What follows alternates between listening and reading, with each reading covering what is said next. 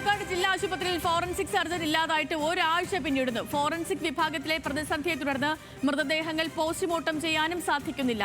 Postmortem നടപടികൾക്കായി പാലക്കാട്ടുകാർ തൃശൂർ ജില്ലയെ ആശ്രയിക്കേണ്ട അവസ്ഥയിലാണ്.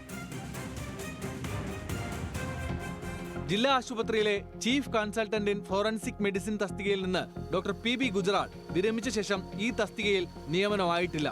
ചീഫ് കൺസൾട്ടന്റ് തസ്തികയിലേക്ക് നിയമിക്കാൻ യോഗ്യതയുള്ളവർ പരിമിതമായതിനാൽ സീനിയർ കൺസൾട്ടന്റ് തസ്തികയിൽ നിയമനം നടത്തണം എന്നായിരുന്നു ആവശ്യം.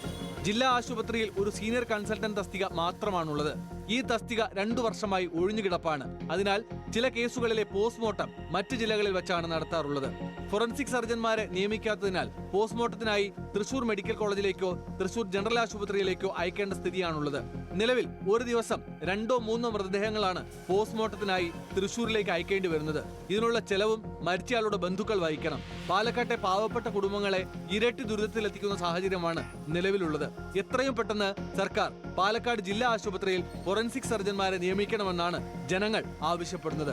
സച്ചിൻ വള്ളിക്കാട്, ന്യൂസ് മലയാളം, പാലക്കാട്.